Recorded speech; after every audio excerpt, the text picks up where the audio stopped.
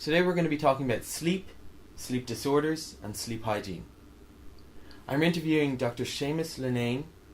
He is based here in the Blackrock Clinic in Dublin.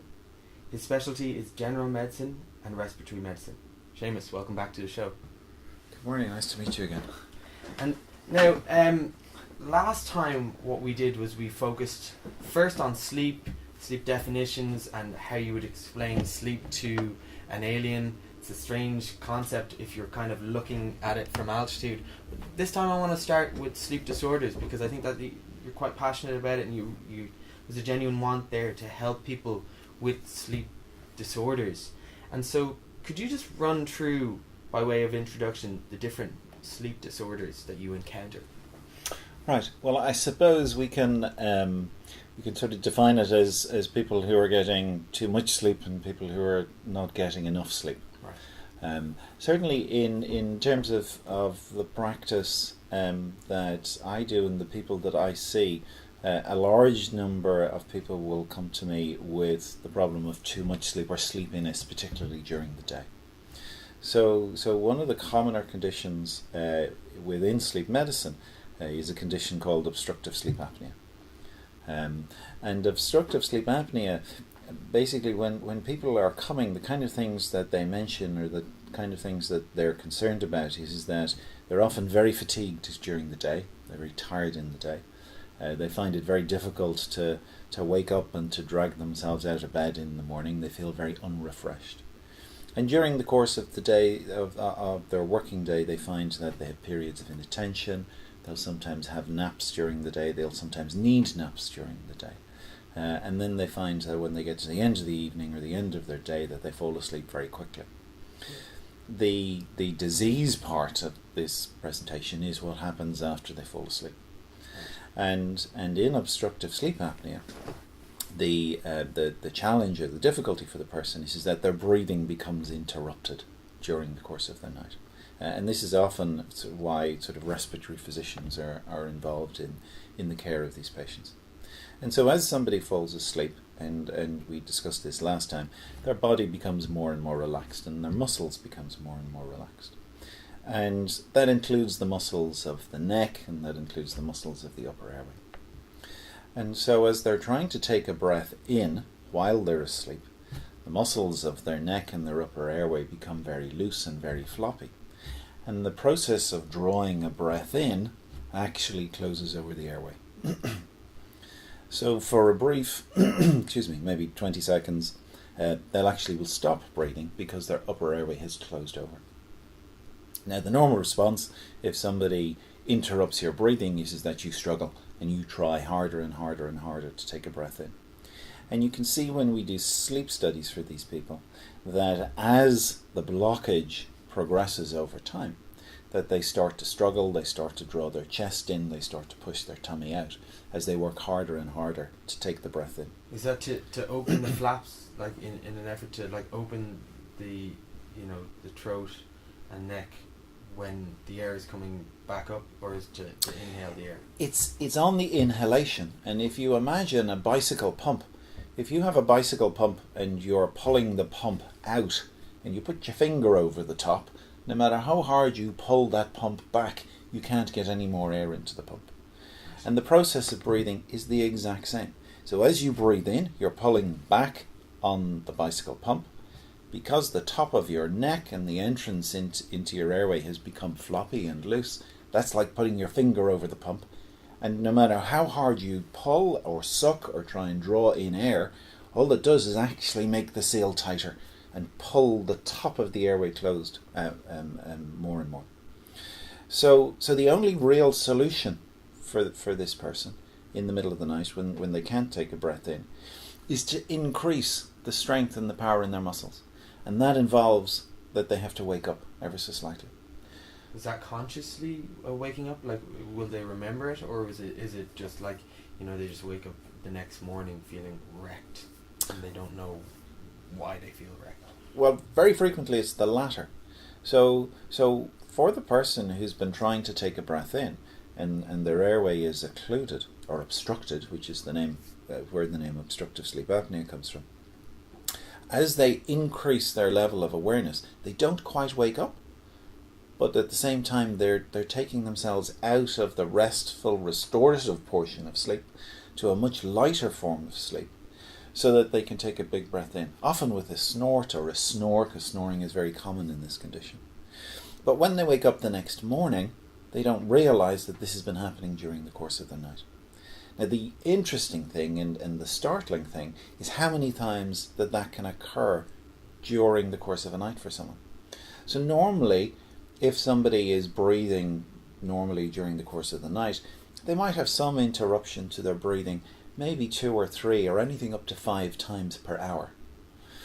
When you have a problem with obstructive sleep apnea, the difficulty is that frequency can increase to 10 to 15 to 50 to 100, even more than 100 times an hour. Does it progressively get worse as it starts?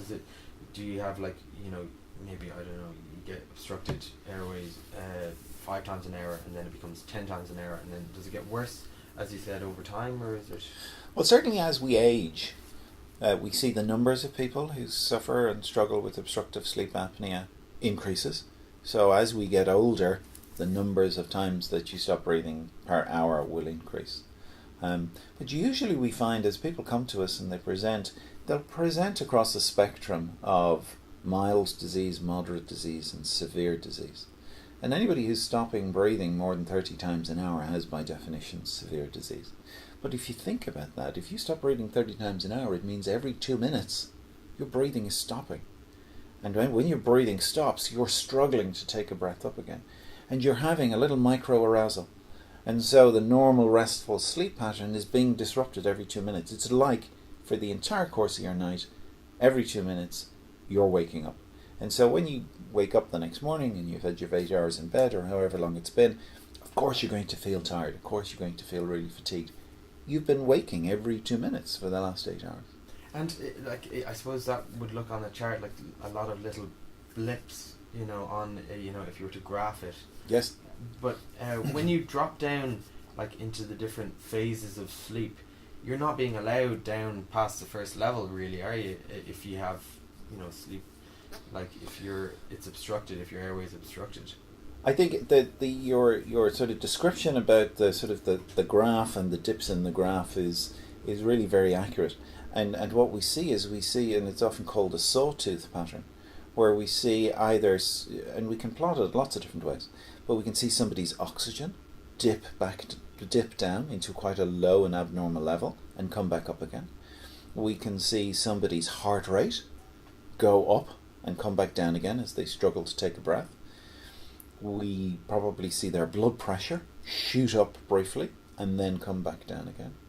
And in terms of their sleep and their sleep architecture and the stage of the sleep they're in, they'll be in a fairly deep level of sleep, because that's where you have your most relaxed muscles. And we'll see them shoot right up into a more alert level of sleep and then fall back down again and then go up and then fall back down, and that process repeated for that particular portion of sleep. And then they might move into a lighter portion of sleep for maybe 20-30 minutes, and then as they go back down to a deeper portion of sleep where they get their rest and their restoration and the bit of sleep that makes them feel good, then the sawtooth comes back again and they're up and down. And just to clarify, it's only from that deep phase when their muscles are really quite relaxed that they get that obstruction. Is that the only phase when they get it generally? Yes. So people get obstruction for a couple of reasons. One reason to get obstruction is that if you have a large neck circumference, and usually people talk about, say, a collar size in men over a size of about 17.5, then that pushes pressure on the tube which is in the middle of your neck, which is your trachea, your main airway as it goes down. So one way of running into a problem is that you've got this pressure pushing on the tube, and then any relaxation causes it to collapse.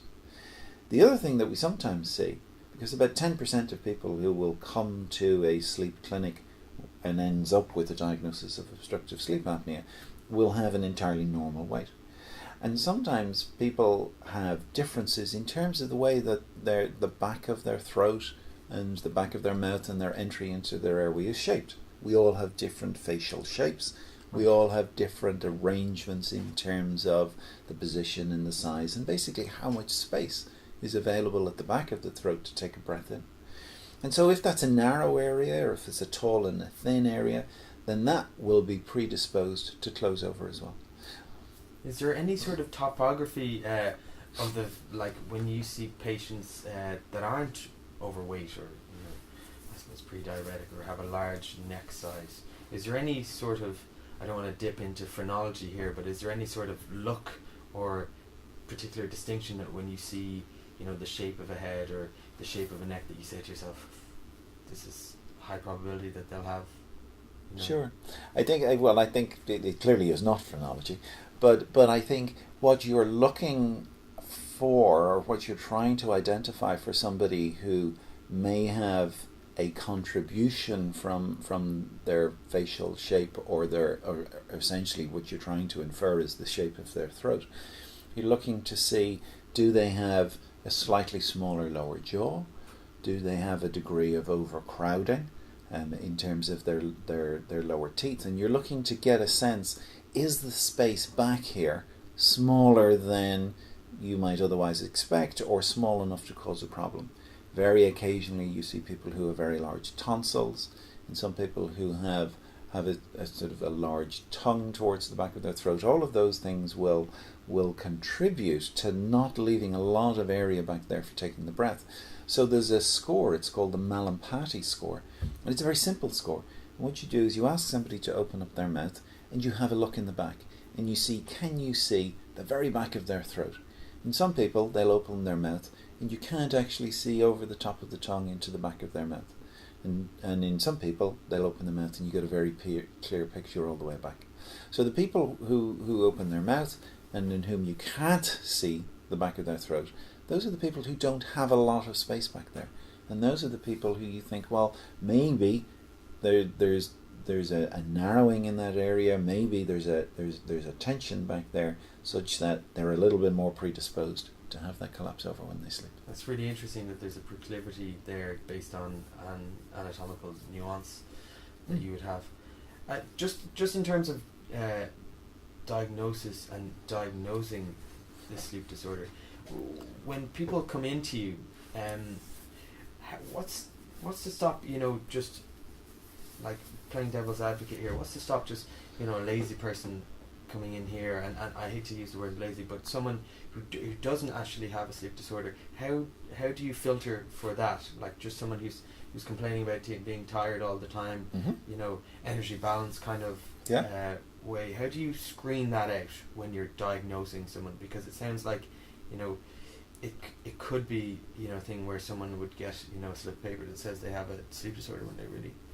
Sure. Well, if we sort of keep sleep apnea or obstructive sleep apnea in mind as we describe that, very often patients will come with a bed partner, and that's enormously helpful because when you're asleep you're insensible, you're not aware of how you're breathing, and often a bed partner will accompany the patient because often they're quite worried and often they're concerned, and what I often have people tell me is that they lie awake at night listening for their partner's breathing because they're waiting for them to take the next breath. And a lot of people will somewhat half-jokingly say, I sometimes need to give him a shove or an elbow just to make sure he takes the next breath in. So somebody's description of what their breathing is like at night, whether there's somebody who's actually witnessed the pauses, and these pauses can be very long and very disconcerting. The presence of snoring is also a good indicator. So a lot of people will say, look, I've snored. Some people have snored all their lives, right back into when they were kids, and it might become a sort of a notable feature or a sort of a laugh or a joke within the family that they can be heard several rooms away. Often people will mention it if they go away on vacation and they've stayed over with different family members and so forth, that there is a comment or their snoring is noted. The other thing that people sometimes mention is that they sometimes wake with a start. So we talked earlier and we said generally as you're trying to take the extra breath in, as you're increasing your muscle strength to open up that blocked airway, you come up through the stages of sleep. You don't generally become awake, but occasionally people will wake with a start, and they'll wake themselves up with the effort of taking a big breath in.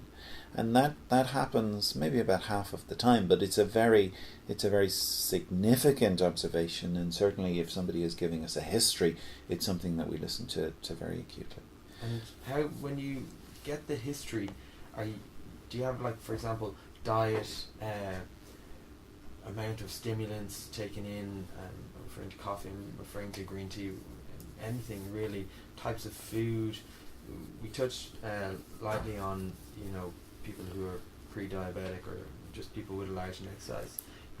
How much of that has a part to play, and how much of that factors into your diagnosis? Well, I think that forms a part of the treatment and the management plan. But I think there are a number of things that you have to go through before you get to the stage where you can have a confident management plan, and you can reliably identify the condition for somebody, and as a result of identifying the condition, then identify a useful sort of pathway to therapy. I think examining somebody and listening to the story is the cornerstone of pretty much all medical practice, but it's the first step in the process. So there are other things that we will do after we've seen and examined somebody. There are some questionnaires which are very, very helpful. There's one in particular called an Epworth score. And you talked earlier about trying to differentiate if somebody is just fatigued, because fatigue is a very common issue in terms of busy modern societies, and it can present as a feature of a whole host of illnesses. But an Epworth score is a simple single-page questionnaire where people will rank how tired they are in the day. And it turns out that people who have high Epworth scores, when they fill in this simple one-page questionnaire, have a greater likelihood to have a diagnosis of sleep apnea. And often patients will download an Epworth score off the internet and will come into me with their Epworth score already done and say, well, look, I'm scoring in an Epworth score, I'm worried about sleep apnea, is this the condition? I think what one does then at that stage, if you feel that the story that you're getting about the condition fits, if you feel that the person in terms of their general examination fits the story, if the questionnaire is moderate to high, then I think there are formal tests that you can do to try and define this condition. And the most useful test and the commonest test is a sleep study, is where you analyse somebody's sleeping. It's quite labour intensive, isn't it? It's very labour intensive because there's an awful lot of data that's collected. So you monitor somebody's brain waves, so you know which stage of sleep that they're in. You monitor their eye movements, you monitor their breathing, you monitor the noise that they make from their upper airway, you monitor their chest movements, you monitor their abdominal movements, you monitor their leg movements. And then you look at their oxygen levels, you look at their heart rate. And all of this is done non-invasively with sensors which are generally either taped or glued onto the skin at various levels. But you end up, when you're preparing for a sleep study, with somebody who has large numbers of connections to leads and wires and so forth, and then all feeding back to a central computer. And then we also video the sleeping, because somebody's movement and somebody's actions during sleep can very often give you an indication of what's happening when you're reading the data.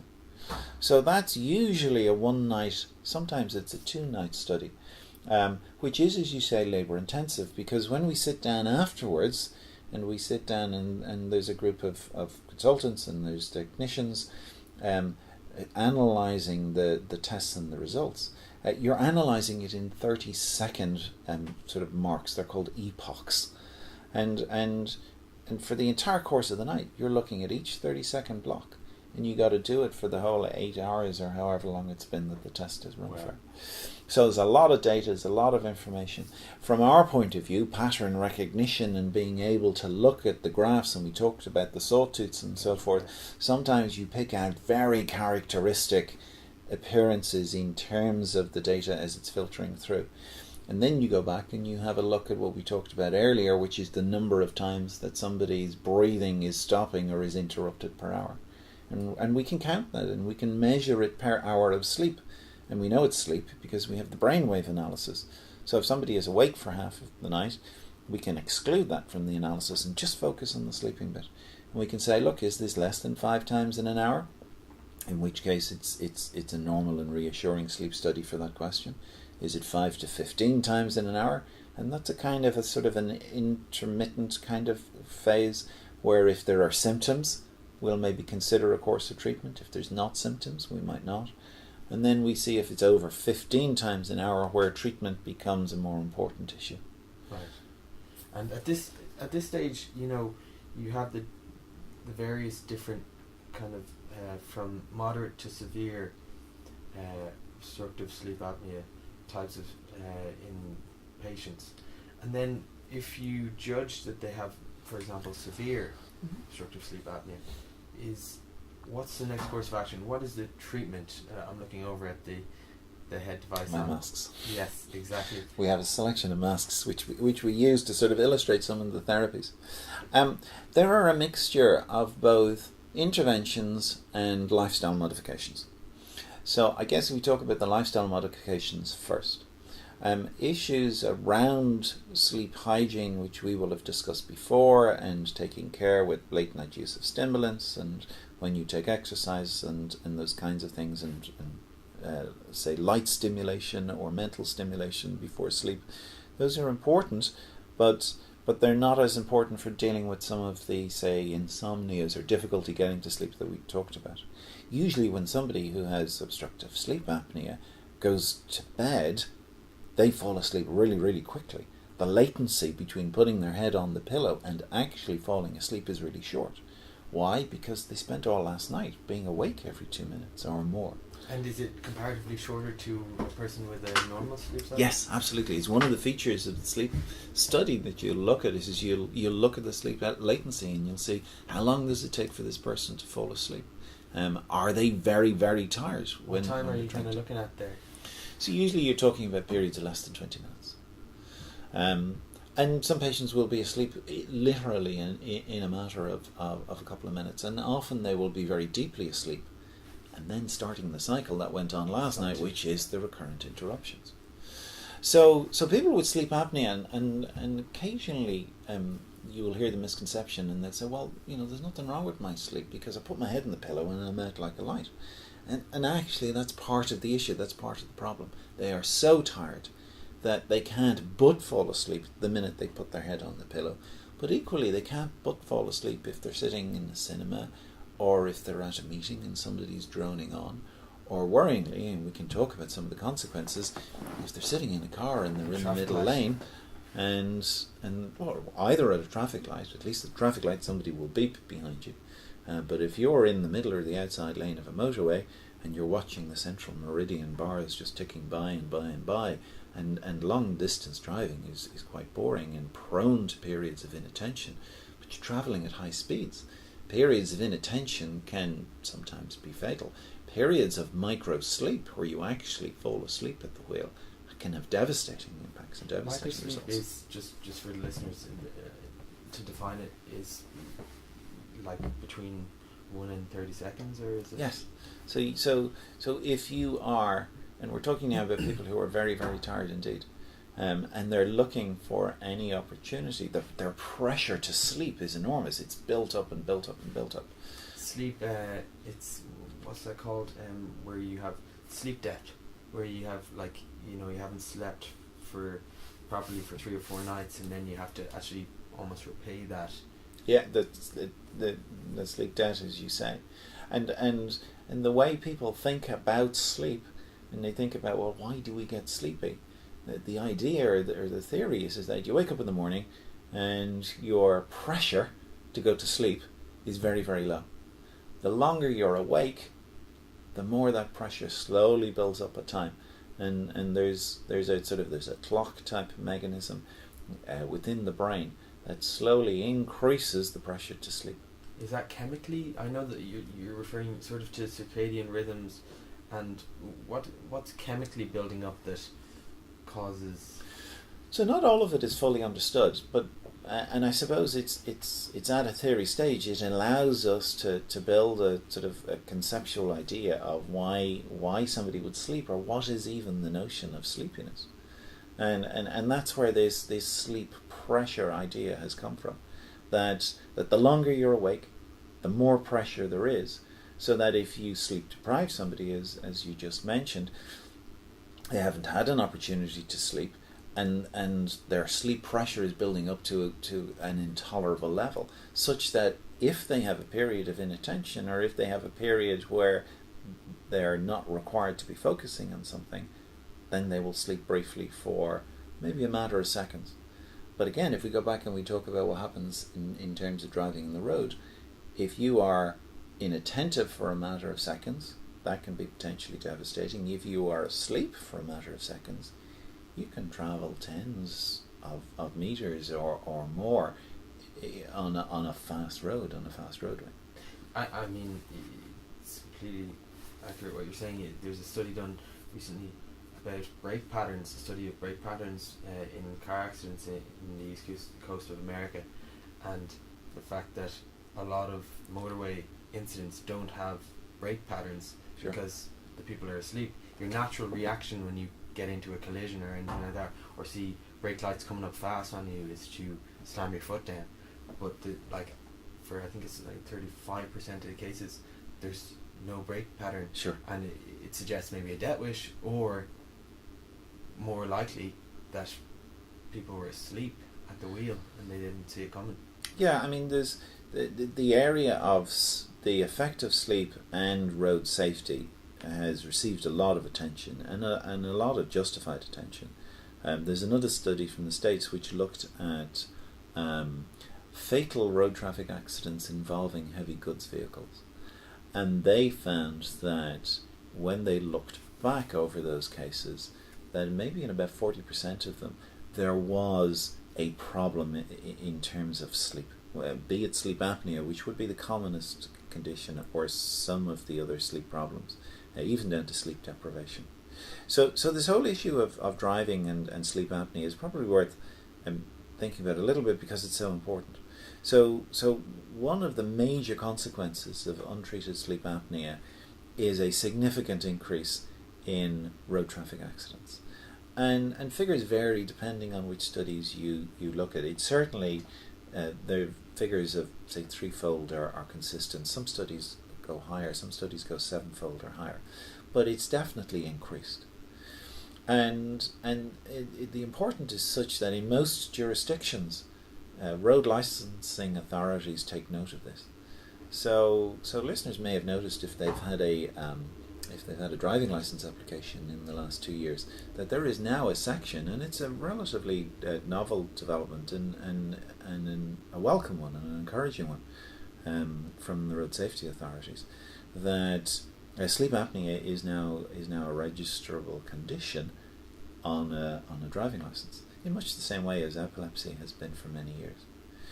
And so we find that when you look at accidents that are associated with obstructive sleep apnea, that those tend to be the high velocity, very major accidents where there's a lot of damage, there's a lot of injury, and tragically associated with fatalities. What the other thing that we know, and there's been a lot of work done in driving simulators with people who suffer with sleep apnea, is that while you can measure somebody's sluggish reaction times, while you can measure their difficulties in terms of responding to variations in road conditions, when you treat somebody for sleep apnea, you see a huge reduction. So one of the things I reassure my patients, because it's very important that people are aware, if you're looking at a diagnosis of sleep apnea, that there is a responsibility upon the person to actually report this to the driving authorities. But what I reassure people is that if you have this treated, your risk falls back towards the normal level. And with that, I want to kind of get a sort of anecdotal example of when you deal with someone who has generally has like obstructive sleep apnea or some sleep disorder, whether it be insomnia or sleep apnea, but that when you treat them, what is the patient feedback? Because I know from speaking to doctors that, for example, when you have a wax build-up in the ear and people get their ears, that syringe, that they have this feeling of, it's just that everything is so much clearer, and it's a real, I suppose, a real happy kind of realization when they realize that everything's close or back to normal. Is it similar with the treatment of sleep? Yeah, I think when it works well, it's wonderful. It's really brilliant, and people can be so happy with it. So the experience, if you look across the sort of the spectrum of people who are being treated with and CPAP, and we can talk about that if we've time, is the main sort of intervention treatment. And if you start somebody on CPAP therapy, pretty much 80% of people will manage to get used to this kind of therapy and to get on it and to work with it. And it takes a little bit of work to get started. It's a change in your life and a change in how you approach your sleeping times. And within that group of 80% who manage just well, there's a reasonably large proportion in whom the treatment can be transformative and absolutely life-changing. So people will come in, they've been struggling for many years, they've stopped breathing every minute, every 2 minutes, they're chronically fatigued in the day, they go to meetings, they fall asleep, they miss deadlines, they come home in the evening and they sit on the couch and they pass out and they fall asleep. And then all night long they're snoring, often very loudly. You often have people who they have to sleep apart from their partners because it has a big impact on the partner's life and the partner's quality of sleep. And I've countless times had, again, both partners coming back in, and it's lovely when it's two people together, and the bed partner will say, well, there is no snoring anymore, and my night is lovely and quiet, no one worrying about them stopping breathing. So my levels of anxiety about them is gone. And the person will say, I wake up in the morning and I'm awake. Whereas for the last number of years, I've been waking up in the morning and I've been dragging myself out of the bed and downstairs to start my day. Yeah, jamming coffee down your throats, no doubt. Yeah, well, people have lots of different strategies for how they cope, and they will use stimulants, or they will use calories, or they will use sugar, or they will use intermittent naps, and people are incredibly inventive and incredibly adaptive as to how they will work around a problem. But when you've been working around a problem for years and suddenly the problem is removed and you now have energy in the day and you can come home in the evening and you can pursue your hobby or play with your kids or watch telly with your spouse or whatever it is that you want to fit in, it really makes an enormous difference. And where I see it most acutely, or where I pay most attention, and it happened to me this week, if somebody comes in and I'll say, well, look, if you had to, let's say you had to take a trip away for a night, or you had to go visit a relative, or you had to, say, take a short hop flight to somewhere with work, and would you bring the machine with you? And to a person where it's working, they will say, I'll bring the machine. The other bits and bobs can come with me, but my machine is always travelling with me. And you know then that it's made a big difference to somebody. They want to bring it with them. People will say, I'm looking forward to putting the machine on at night because I know when I wake up in the morning, I'm going to feel so much better. I'm going to feel alive. There's a measurable difference, And it's wonderful. It's great to see when it happens. It's brilliant feedback, and you make a big difference for people and their quality of life. And their levels of happiness. You have other impacts. There are medical impacts. So you will have impacts in terms of things like blood pressure control, because we talked about blood pressure at the outset. And we know that treating people with obstructive sleep apnea improves blood pressure control. But the short-term feedback, and the reason that people go back to the therapy time and time again and every single night, is because it just improves their life. And physically, what is it? It's the CPAP is the yes. therapy. What is it actually doing? It's just to describe it in words for people who are listening. It's a mask that does it breathe for you? Does it free up that airway? What does actually happen? Does it go up your nose? Is it invasive in that way? So there's a few different options. So CPAP stands for continuous positive airway pressure, which is why we call it CPAP, because it's obviously less of a mouthful. And the idea, and I often describe it, is that If you were ever a kid and you put your head out of the window of a moving car, however safe that may be, but that sense of air rushing past you and that slightly increased pressure of air at your mouth and your nose, CPAP provides a very similar experience. So it's delivered with a mask. Now the mask might cover your nose, it might cover your nose and mouth, it might simply be there's a device called a nasal pillow. So it sits on your top lip with two little sort of pockets pointing upwards, two little pillows. There are some masks, if some people can't manage the nasal or the oral or the nasal oral mask, you can get one that covers the whole face. In acute situations where patients are acutely unwell, we can have ones that go as far as the shoulders. But they all have the same process in mind, or the same sort of delivery, in that what they're doing is they're delivering increased pressure. And let's say we'll talk about the nose, at the nose. A little bit like that head out of the car experience. And that blows air into the upper part of the airway. So if you go back to when we were talking about pulling on the bicycle pump, so you're pulling on the bicycle pump, you're trying to draw air into your lungs, the upper part of your lung is closed.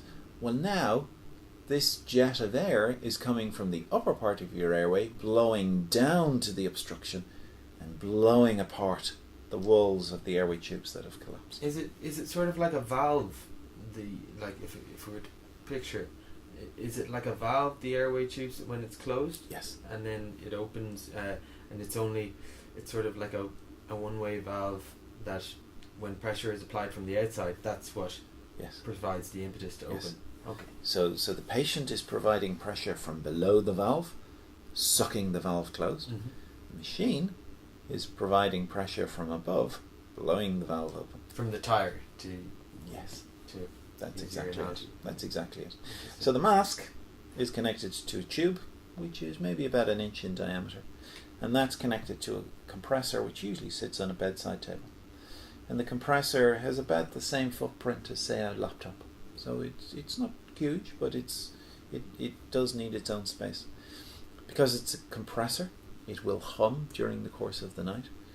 Almost universally, bed partners will tell me the hum of the machine is so much better than the noise from the snoring. That was going to be my follow-on question there, noise and my concern with noise, but obviously...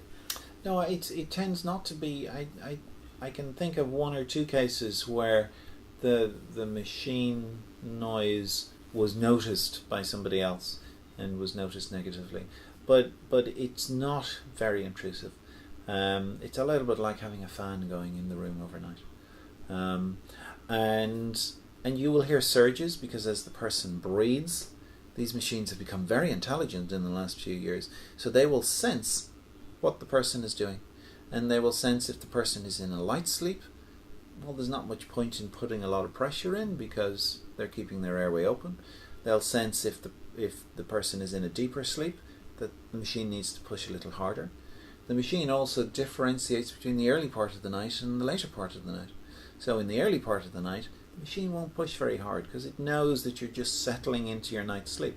Whereas later on in the night, and we tend to have more REM sleep later in the night anyway, and that's where these events particularly occur, the machine will push a little harder later on in the night, just to make sure that the second half of your night is much more restorative.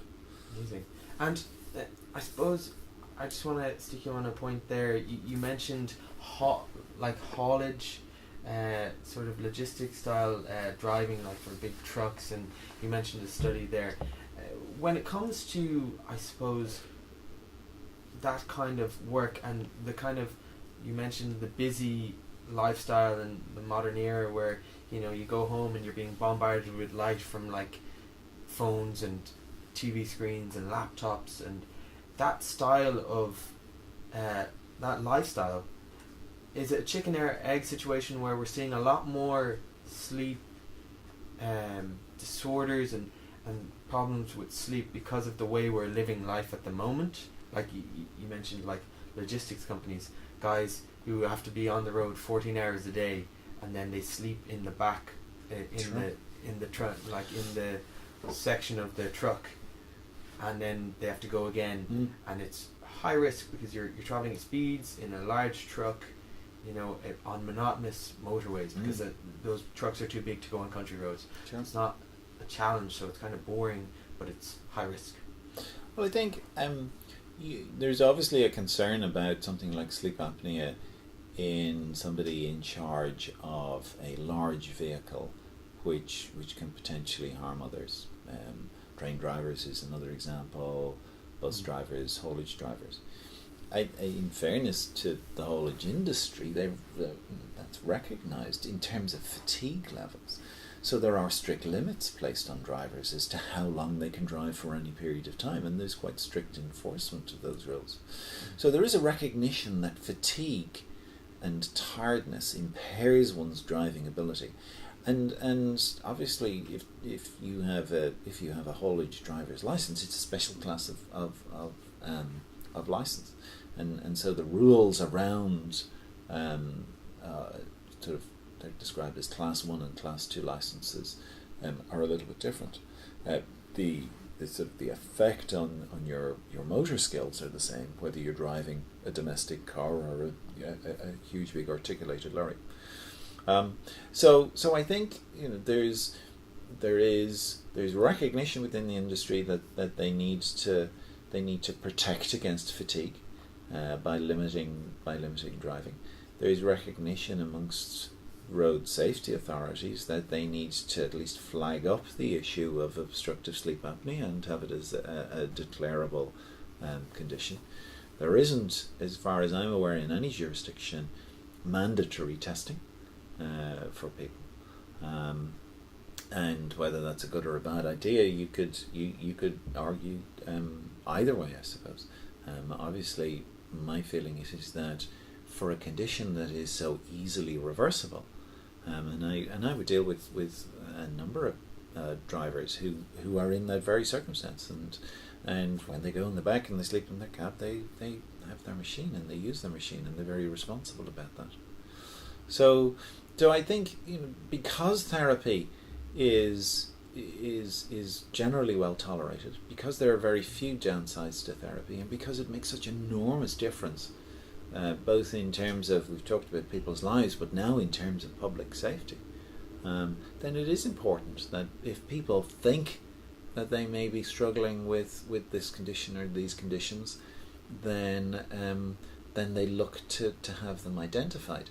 The issue of fatigue is a second issue, and you talked about our sort of busy lifestyle, and my feeling on this is that there's a whole group of people who suffer with fatigue and tiredness and sleep deprivation, but often it's volitional or circumstantial. I mean, if you have to get up very early in the morning because you have a long commute, and you then have to work a full long day, and you have a long commute home, your time for sleep starts to become impacted on. And the whole area of sort of volitional or circumstantial, because circumstances make you do it, sleep deprivation, I think it is an increasing worrying one for society. Shift work and all that. Shift work can cause problems in terms of managing your circadian rhythm, and you'll do 3 or 4 nights of, say, a late shift, and then you'll do a couple of nights of an early shift, and you've barely had a chance to move your sleeping pattern around, because sleeping patterns can be moved before you have to go back and repeat it again. So people who suffer shift workers or sort of a shift work sleep disorder, which is recognised, suffer a particular difficulty. But I often worry about the fact that people don't fully appreciate the value and the quality of sleep. And they say, look, I'll pinch an extra hour or 2 in the morning because I need to pack so much into my day, but they're then not getting to bed early that night so that they can have a full 7 to 9 hours of sleep. And there are enormous social, I believe, and health, there are well-defined health consequences for chronic sleep impairment, and where people are pinching little bits of sleep away from the night. We know largely from quite old studies, but from animal studies, that where a mammal is denied and deprived sleep, and that occurs chronically, that very frequently ends up or results in the death of the animal. I mean, we need sleep to stay alive. insulin sensitivity. There's lots of different things. Like say your ability, like cortisol levels. We mentioned blood pressure, like you said, but I mean even your proclivity to put on weight is a big one. Yes. So could you like I suppose illustrate those points like in black and white? For example, like we mentioned stimulants, but I mean smoking and its effect on your breathing during the night. Technology in the bedroom, this kind of thing. So in terms of technology in the bedroom, that fits into this whole concept and notion about stimulus control and sleep hygiene. Right. So the notion of stimulus control is that you say, look, bed's for sleeping largely, and when you go to bed, you should be going to bed so that you can get a good night's sleep. You shouldn't be going to bed so that you can double check a spreadsheet or finish your homework or watch late night TV. And what can happen and where people can run into difficulties is that they subconsciously will start to associate their bedroom with, or their bed or their sleeping area, because people live in different circumstances, but they always tend to sleep in one particular spot. And if you associate that spot with activities which give you reward, like finishing a chapter of a book makes you feel good, or finishing a particular task for work gives you positive feedback frequently, and that's a stimulatory process. So you need to make sure that your sleeping area is not associated with that stimulus reward cycle. So it means that when you get into bed, that you're not stimulated by electronic lights, because we know those increase or at least decrease the level of sleepiness hormones. When you get into bed, we recommend that you haven't vigorously exercised in the hour before you get into bed, because exercise is enormously helpful in terms of your sleep-wake balance, and has innumerable benefits sort of across all areas of medicine. But if you exercise too close to bedtime, it will interrupt with sleep. And then things like stimulants, like caffeine. Alcohol sits in a difficult area, because alcohol is both a depressant and a stimulant. And what you find is that at low levels of alcohol it acts as a stimulant, which is why it's often used in social circumstances to sort of stimulate a social gathering. But as you increase the dose of alcohol, it becomes a depressant. So some people will, and it's generally unhelpful, but they might use alcohol to try and induce a degree of mental depression and sleepiness. And what you find is that the levels of alcohol required to induce sleepiness will reduce and decrease during the course of the night, because you will metabolize your alcohol. And then you'll get to maybe the middle of the night, 3-4 a.m., and the levels of alcohol have fallen from their depressive levels down to their stimulant levels. And somebody will often wake up then because they've got stimulant amounts of alcohol in their system, and they'll find it very difficult to go to sleep. So alcohol plays a very disruptive role in terms of your normal sleep and controlling sleep. And where alcohol is used as a sleep control, it tends to be very, very unhelpful indeed. The old adage of whiskey on the baby's gums for the baby. Teething baby. The very old. Hopefully we're not using whiskey for babies anymore. I think that it certainly was used, and I remember stories when I was growing up about the use of alcohol for teething, for gripe, for lots of different things, and teaspoons of brandies. But I hope we have all moved well away from that. Even anecdotally speaking, I find that if I go out on a night out and consume alcohol, that I don't have dreams, or I don't remember that I have dreams, and I owe that to the alcohol's depressive effects. Sure, and it will affect your sleep, and it will affect your quality of sleep. Some medications can affect sleep and quality of sleep. It's one of the reasons why, as a group, we tend not to like to use sort of sleeping tablets, to use the generic term. They tend to become problematic within a matter of days to weeks. They tend to change your sleep architecture and interfere with, for example, the REM sleep that we talked about earlier. and they tend to induce a degree of physical dependency very quickly, which often people then find years later that they're still taking this tablet, because if they don't take it, they have even worse sleep. When you say sleeping tablets, do you lump melatonin supplements in that, and are they a danger also, that your melatonin, people use it, particularly in the States? I don't believe it's available in Ireland, but people use it as a sleep inducing supplement. So melatonin is really interesting, and I don't include it in the sleeping tablet group. Right. What I tend to include in the sleeping tablet group are things like Valium, or the group of drugs around Valium. There has been sort of a development on from the Valium group of drugs, which are often called the Z drugs, which often people have a lot of concern about in terms of long-term use. Melatonin, as you say, in a lot of states in the US you can buy it over the counter. In Ireland it's a prescription medicine, and it's a hormone-based drug, and the hormone levels change as ambient light changes, and so when the light reduces, the levels of melatonin go up. We talked earlier about this pressure to sleep the longer that you've been awake.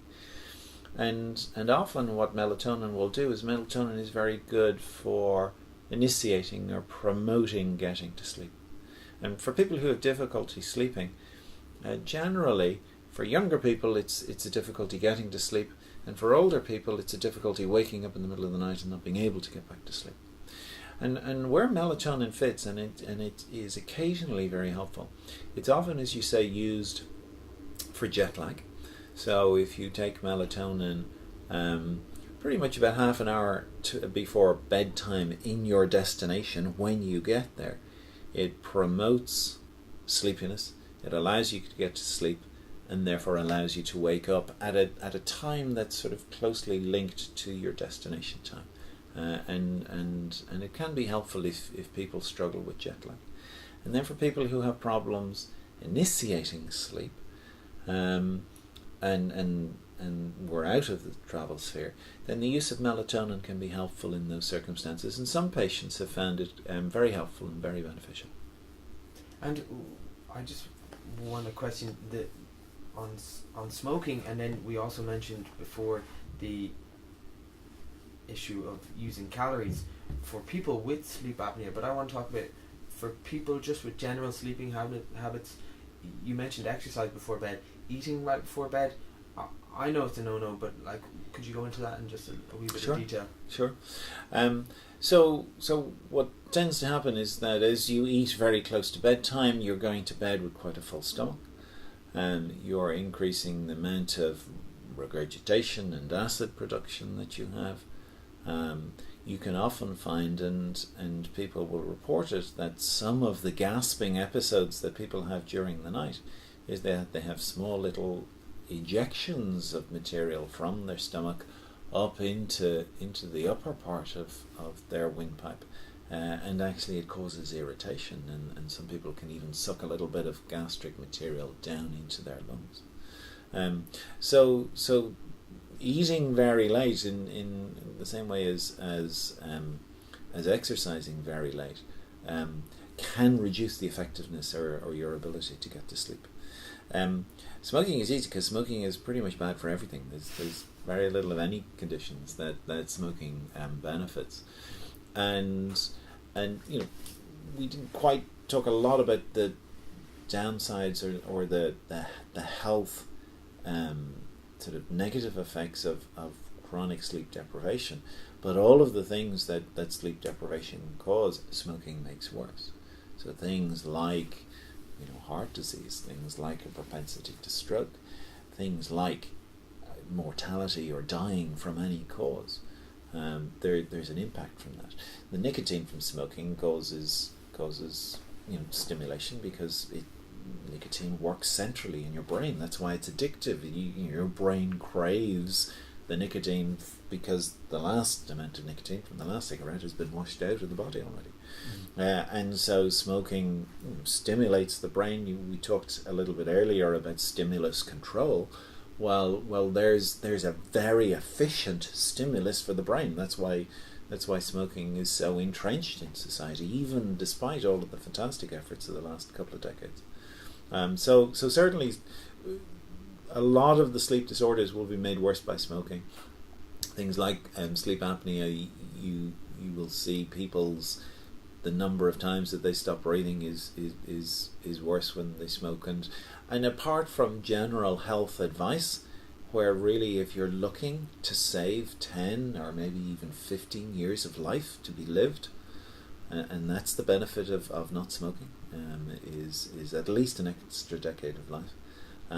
It will have direct impacts in terms of your sleep quality, your ability to get to sleep, and then adding to all of the other mechanisms that interrupt with sleep as well.